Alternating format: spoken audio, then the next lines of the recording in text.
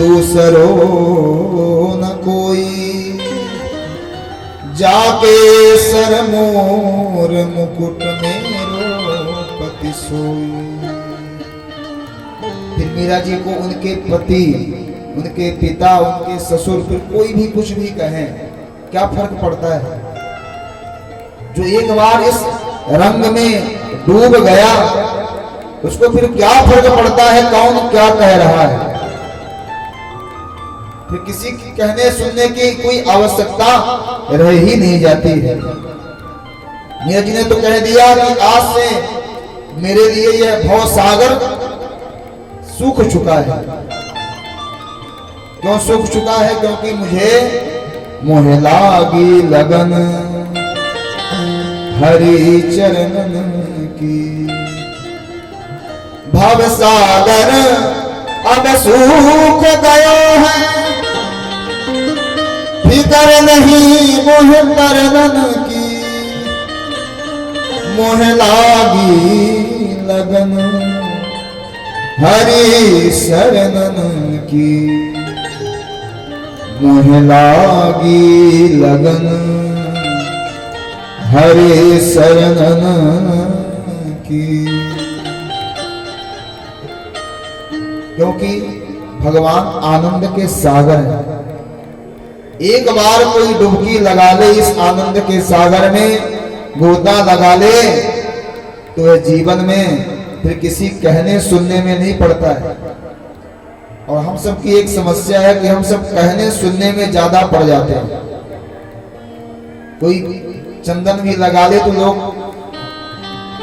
जब बाजार जाते हैं तो चंदन मिटा के जाते हैं, कोई कुछ कहे नहीं।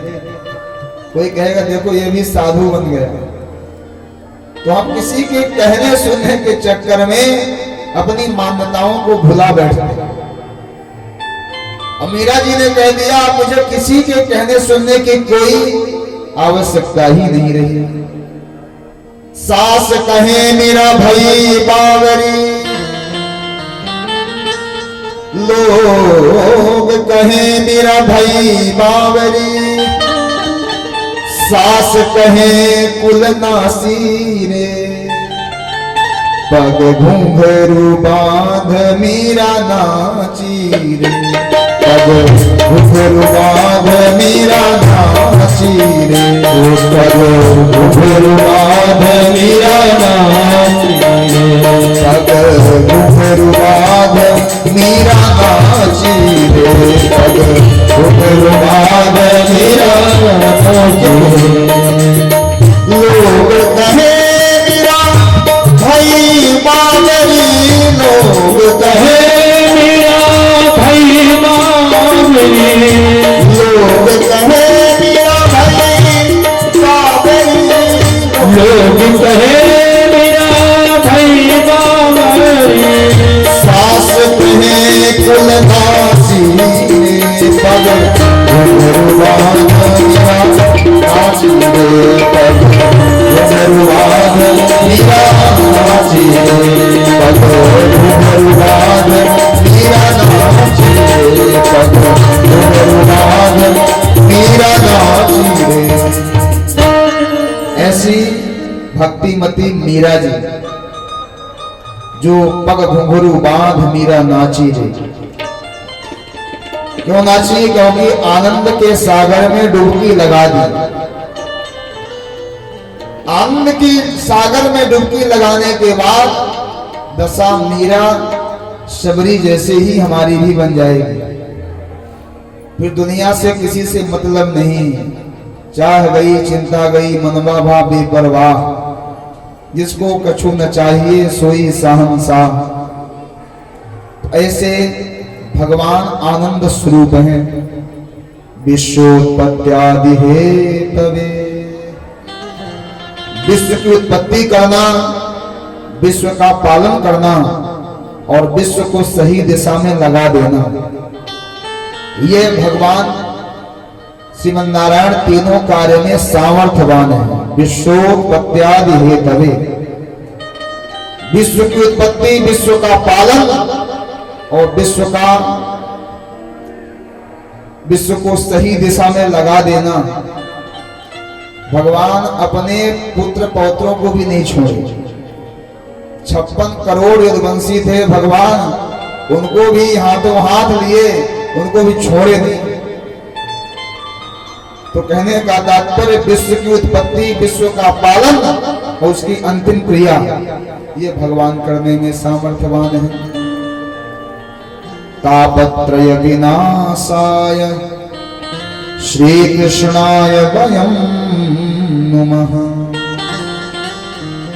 3 प्रकार के जो ताप हैं, दैहिक, दैविक, भौतिक, ये 3 प्रकार के ताप कहां से समन होंगे?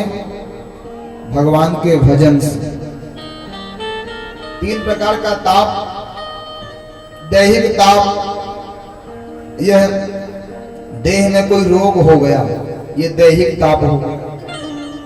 दैविक ताप, पंडित जी कह दिए महाराज राहु केतु शनि सब एक ही साथ आक्रमण करने वाले हैं। अब महाराज लगे ज्योतिषियों के चक्कर में घूमने इधर से उधर, ये है दैविक ताप।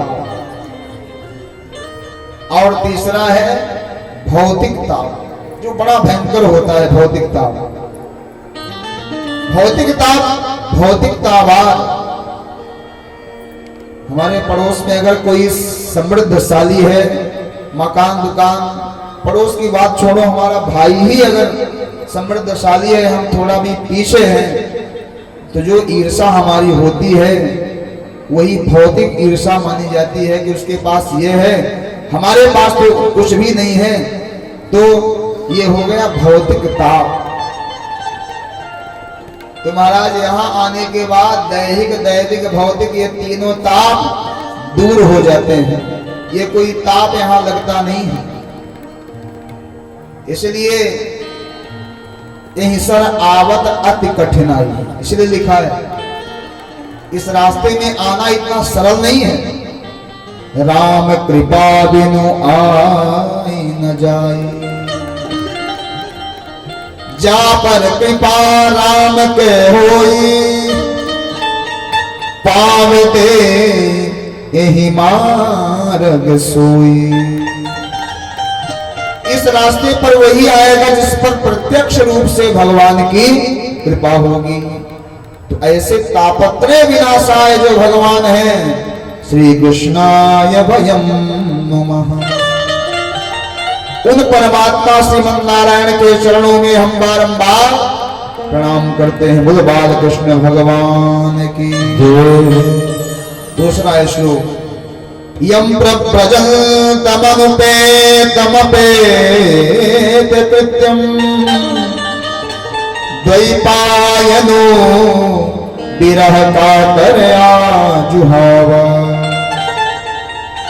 पुत्रेति तन्मयतया तरवो विनेनु तं सर्वभूत हृदयम् मुनिमान दोष्मि।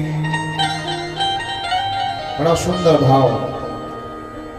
भगवान सुखदेव जी की प्रार्थना, यम प्रव्रजन्तम अनुपेतमपेत कृत्यम। प्रव्रजंत, सब कुछ त्याग करके भगवान सुखदेव जी, ऐसी कथा अन्यत्र पुराणों में, शास्त्रों में आई है कि एक बार भगवान शंकर जी से देवी पार्वती ने प्रश्न किया, महाराज हमें कोई ऐसी कथा बताओ जिस कथा को सुनने से हम अजर और अमर हो जाएं, ना कभी मरे ना कभी बुढ़ापा आए। ये सबकी इच्छा है कि ना हम कभी मरे ना कभी बुढ़ापा आए।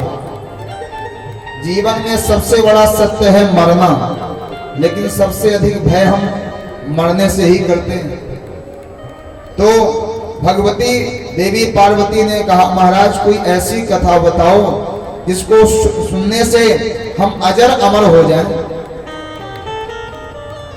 तो भगवान शंकर जी ने कहा कि काम करो, चलो अमरनाथ, वही कथा होगी। भगवान शंकर जी अमरनाथ की गुफा में आए।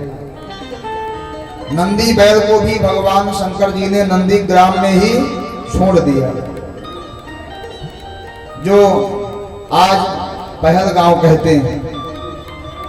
और वहां से भगवान शंकर जी अमरनाथ की गुफा में जो बढ़े, भगवान शंकर जी कथा सुनाने के लिए बैठे। भगवान शिव जी ने सोचा कि कोई अगर इस कथा को जीव जंतु भी सुन लेगा सो अमर हो जाए। तो भगवान जोर से डमरू का नाद किए और भगवान का डमरू की तान से ही व्याकरण के 14 सूत्र निकले। और वह क्या है सूत्र? ज्ञान का साक्षात पुंज है। नृत्यावसाने नटराज राजो ननाद भक्ताम नव पंचवारम। भगवान शंकर जी जब नृत्य करते हुए डमरू बजाए, उससे व्याकरण के 14 सूत्र निकल पड़े। अंकित पांडे को भेजो, अंकित पांडे। नृत्यावसानी नटराज राजो, ऐसे नट के वेश में भगवान जो नाचने लगे तो उन्हीं से 14 सूत्र भगवान के निकले हैं। एतत् विमर्शे शिव सूत्र जालम। तो शंकर जी का डमरू क्या है? ज्ञान है। जब ज्ञान का डमरू बजता है तो जो बेचारे छोटे मोटे अज्ञानी पक्षी होते हैं सब उड़ जाते हैं। जैसे है ना कि जब सूपा में कोई चीज हम उसको बनाते हैं, क्या कहते हैं उसको, तो जो उसमें हल्का हल्का होता है, जिसमें घुन लग जाता है गेहूं में, वह सूप से बाहर हो जाएगा। और जो असली मोटा मोटा है बजनी वाला, वो अंदर रहेगा। तो भगवान शंकर जी के जो डमरू बजा तो जो बेचारे थोथा चना बाजे घना वाले थे, वैसा वहां से उड़ चले, सारे पशु पक्षी भाग चले। लेकिन सुखदेव जी उसी स्थान पर विराजमान रहे जो कथा का क्रम चला। महाराज, कथा की सबसे बड़ी बाधक है निद्रा। जिसको कहीं नींद ना आए, डॉक्टर भी गोली खिलाते खिलाते परेशान हो जाए, 1 घंटा कथा में बैठ जाए तो कहीं अगर ये जो बांस वाली बल्ली है, बल्ली में टिकने को मिल जाए, जो महाराज नींद आएगी डल्लब के गद्दे भी फीके पड़ जाएंगे। ऐसी आनंदमयी नींद क्यों आती है? क्योंकि यहाँ हम सब अटेंशन हो जाते हैं, टेंशन फ्री, कोई जीवन का भार नहीं। कथा में बैठ जाए मानो सारा भार उतर गया, तो नींद आएगी। तो जैसे भगवान शंकर जी कथा कहना शुरू किए, देवी पार्वती हुंकारी भर रही थी, और जो हुंकारी भर रही थी शंकर जी कथा कह रहे थे, तब तक में महाराज पंचम स्कंद की जब चर्चा होने लगी तो निद्रा देवी का धीरे धीरे समावेश देवी पार्वती के हृदय में होने लगा और निद्रा से ग्रसित हो गई देवी पार्वती। लेकिन हुंकारी कौन भरे? पहले की परंपरा थी, कथा में एक हुंकारी भरता था। हमारे छत्तीसगढ़ में आज भी परंपरा है कि जब नवधा रामायण होता है तो एक स्पेशल बैठता है हुंकारी भरने के लिए। व्यास जी कथा कहेंगे मंच में और एक नीचे बैठ के हुंकारी भरेगा, हौ शब्द कहेगा। तो जो पार्वती जी हुंकारी भरना बंद की तो सुखदेव जी हुंकारी भरने लगे। सुख रूपी जो पक्षी थे हुंकारी भरने लगे। कथा पूरी हुई। भगवान शंकर जी जैसे निद्रा, भगवान शंकर जी की समाधि टूटी, देखे देवी पार्वती तो सो रही हैं। तो ये कथा में हुंकारी कौन भर रहा था? जो सुखदेव जी पर दृष्टि भगवान शंकर जी की पड़ी, सुखदेव जी शंकर जी का मुखमंडल देखे क्रोध से भरा हुआ, लगे भागने। भागते भागते बद्रीनाथ हिमालय में आए, जहां वेद व्यास की गुफा है। उनकी पत्नी को जोहाई आई और सुख पक्षी सीधे गर्भाशय में प्रवेश कर गए। और देवी भागवत में कथा आई है कि सुखदेव जी 12 वर्ष तक अपने मां के गर्भ में रहे। ऐसी कथा देवी भागवत में आई। 12 वर्ष बीत गए। वेद व्यास जी ने कहा कि रे पुत्र अब तो बाहर निकलो। 12 वर्ष हो गए। सुखदेव जी गर्भ से ही बोल पड़े, पिताजी मैं बाहर आऊंगा तो मुझे भगवान की माया पकड़ लेगी। वेदव्यास जी ने कहा, नहीं पुत्र, मैं वचन देता हूं तुझे भगवान की माया स्पर्श भी नहीं करेगी। सुखदेव जी ने कहा, जो स्वयं माया में मोहित है, फंसा हुआ है, वह भला किसी और को क्या उबार पाएगा। अगर देवर्षि नारद जी वचन दे दें तो ही मैं बाहर आऊं। देवर्षि नारद जी आए। देवर्षि नारद जी ने कहा कि हे सुखदेव, आप बाहर निकलो, भगवान की माया आपको स्पर्श भी नहीं करेगी। देखिए भगवान की माया है क्या? भगवान की माया बड़ी बलवती है।